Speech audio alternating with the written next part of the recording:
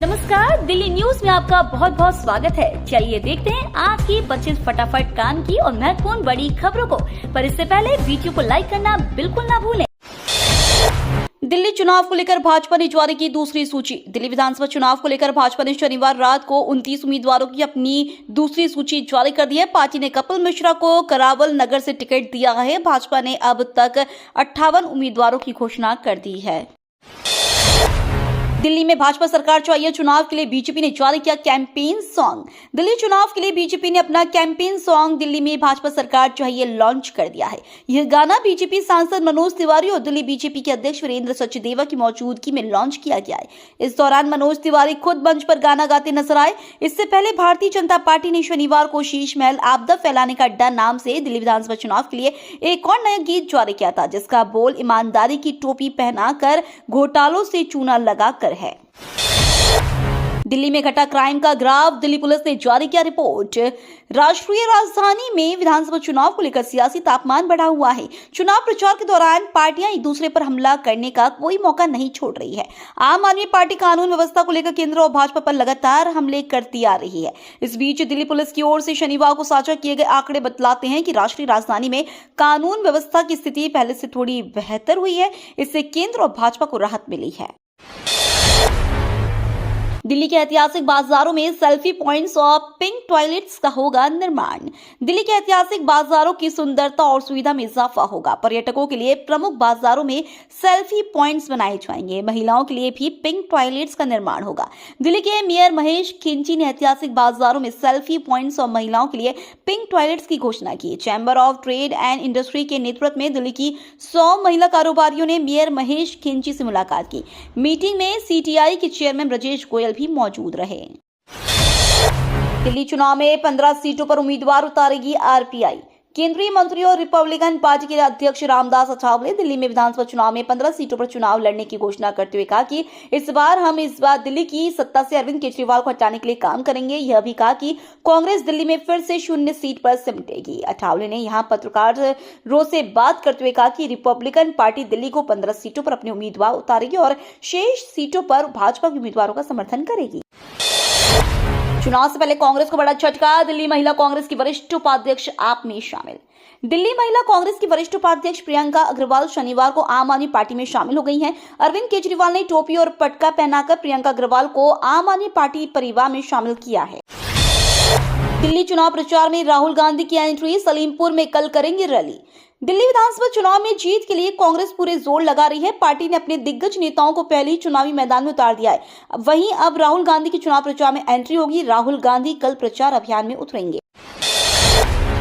अमित शाह ने दिल्ली के झुग्गी वालों को पक्का मकान देने का किया वादा। दिल्ली विधानसभा चुनाव के लिए वोटिंग की तारीख जैसे जैसे नजदीक आ रही है, वैसे वैसे बीजेपी और आम आदमी पार्टी के बीच जुबानी जंग तेज होती जा रही है। इस बीच शनिवार को केंद्रीय गृह मंत्री और सीनियर बीजेपी नेता अमित शाह ने झुग्गी बस्ती प्रधान सम्मेलन को संबोधित करते हुए अरविंद केजरीवाल और आम आदमी पार्टी पर जमकर निशाना साधा। उन्होंने कहा कि दिल्ली सरकार ने भ्रष्टाचार के सारे रिकॉर्ड तोड़ दिए हैं।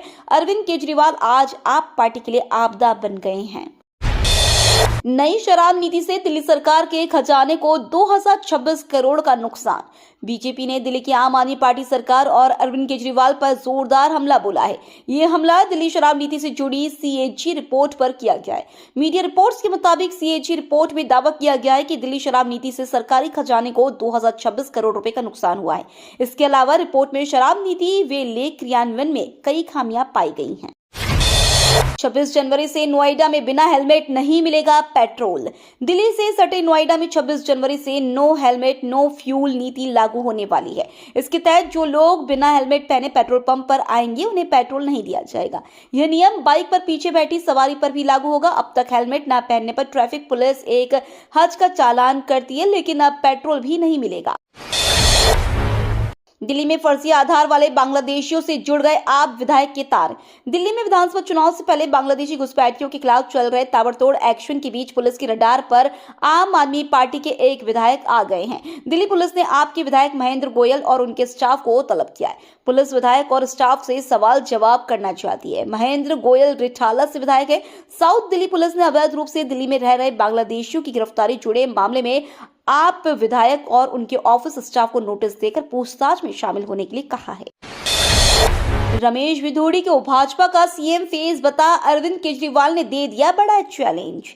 दिल्ली विधानसभा चुनाव के बीच आम आदमी पार्टी लगातार बीजेपी के सीएम चेहरे पर सवाल उठा रही है। इस बीच अरविंद केजरीवाल ने बड़ा दावा कर दिया है। अरविंद केजरीवाल का कहना है कि बीजेपी रमेश भिधोड़ी को सीएम फेस बनाने वाली है और इसका ऐलान अगले 1-2 दिन में हो सकता है। इसी के साथ अरविंद केजरीवाल ने रमेश भिधोड़ी को एक चैलेंज भी दे दिया है। विदेश भेजने के नाम पर ठगी करने वाले ट्रैवल एजेंसी का मालिक गिरफ्तार। दिल्ली पुलिस विदेश यात्राओं की बुकिंग के बहाने लोगों को कथित तौर पर ठगने के आरोप में एक ट्रैवल एजेंसी के मालिक को गिरफ्तार किया गया है। वह कई महीनों से फरार था। उस पर 20,000 रुपए का इनाम था। एक वरिष्ठ पुलिस अधिकारी ने कहा कि रोहिणी निवासी आरोपी पंकज बजाज एक ग्राहक से 3,25,000 रुपए की धोखाधड़ी के आरोप में राजौरी गार्डन थाने में दर्ज मामले में वांछित था। पीड़ित ने 15 जुलाई 2023 को हांगकांग की यात्रा पैकेज के लिए रकम का भुगतान किया था, लेकिन बजाज ने अपना कार्यालय बंद कर दिया और पैसे लेकर गायब हो गया। दिल्ली विधानसभा चुनाव में आपके समर्थन में आए आरएलपी प्रमुख हनुमान बेनीवाल।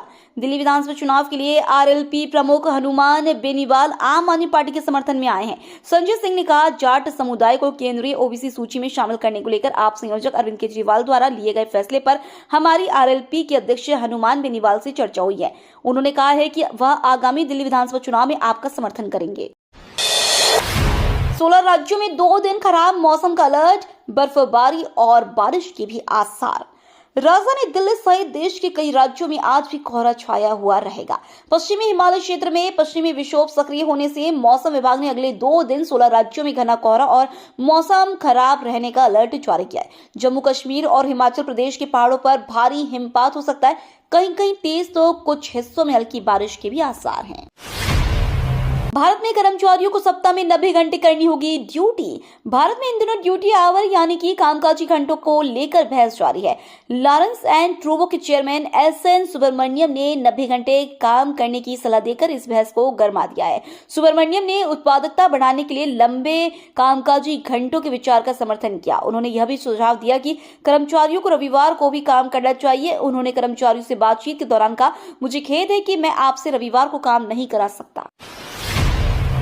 चंद्रचूड़ के खिलाफ भ्रष्टाचार की शिकायत, एक नेता को बचाने का लगा था आरोप। भ्रष्टाचार रोधी संस्था लोकपाल ने अधिकार क्षेत्र से बाहर होने का हवाला देते हुए पूर्व सीजीआई डीवाई चंद्रचूड़ के खिलाफ भ्रष्टाचार का आरोप लगाने वाली एक शिकायत का निपटारा करने का कदम उठाया है। पिछले दिनों एक आधिकारिक आदेश में यह जानकारी दी गई है। इसमें कहा गया कि 18 अक्टूबर 2024 को भारत के तत्कालीन प्रधान न्यायाधीश के खिलाफ एक नेता और राजनीतिक दल को लाभ पहुंचाने और उन्हें बचाने के लिए पद का दुरुपयोग करने और भ्रष्टाचार का आरोप लगाते हुए शिकायत दी गई थी।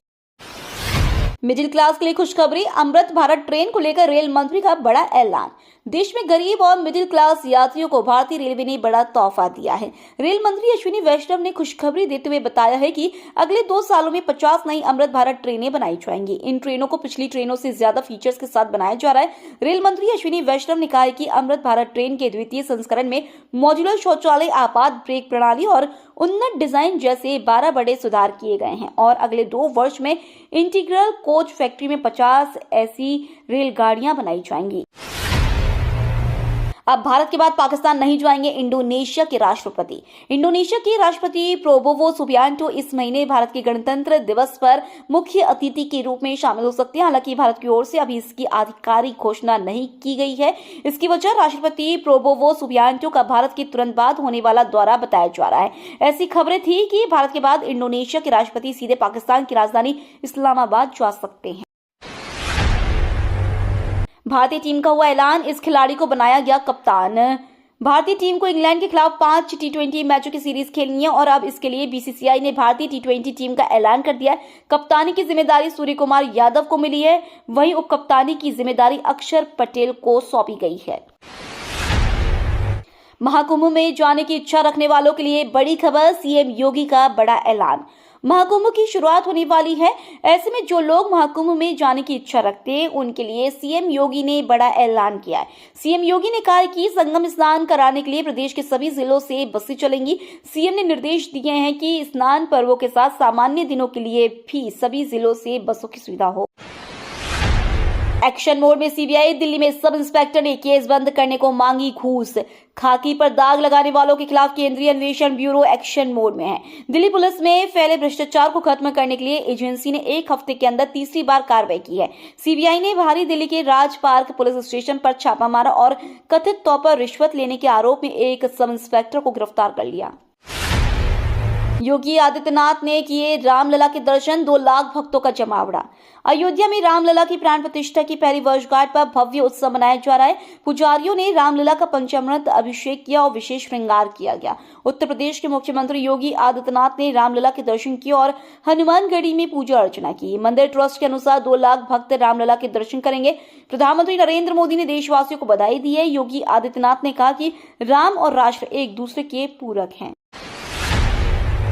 हाईकोर्ट ने आतंकी मामले में आईएसआईएस के सदस्य को जमानत देने से किया इनकार। दिल्ली उच्च न्यायालय ने साइबर स्पेस का उपयोग करके युवाओं को कट्टरपंथी बनाने के मामले में एनआईए द्वारा दर्ज किए गए आतंकी मामले में आईएसआईएस के कथित सदस्य को जमानत देने से इनकार कर दिया है। आरोपी ने ट्रायल कोर्ट के उस आदेश को चुनौती दी थी जिसमें इस आधार पर किसी भी तरह की राहत देने से इनकार कर दिया गया था कि किसी आतंकी संगठन से जुड़ना या उसका समर्थन करना गैर कानूनी गतिविधि रोकथाम अधिनियम के तहत अपराध नहीं माना जाएगा। 50 से कम अंक लाने वालों की राह होगी मुश्किल। स्कूलों ने 50 से 95 अंक वालों को पहले दी जगह। दिल्ली के 1700 से अधिक निजी स्कूलों में शैक्षणिक सत्र 2025-26 में नर्सरी में दाखिले के लिए 50 से कम अंक वाले बच्चों के दाखिले की राह मुश्किल होगी। इसका अंदाजा मानकों में मिले अंकों की सूची से लगाया जा सकता है। अधिकतर निजी स्कूलों ने दाखिला मानकों में मिले अंकों के आधार पर सूची जारी कर दी। सूची में दाखिले को लेकर स्थिति काफी हद तक स्पष्ट हो गई। सूची में एक समान अंक प्राप्त करने वाले बच्चों की संख्या ज्यादा होने के कारण स्कूल लॉटरी निकालेंगे। ये तो थी आज की बड़ी खबरें। रोजाना ऐसी ही सबसे पहले अपडेट पाने के लिए चैनल को सब्सक्राइब करना बिल्कुल ना भूलें। धन्यवाद।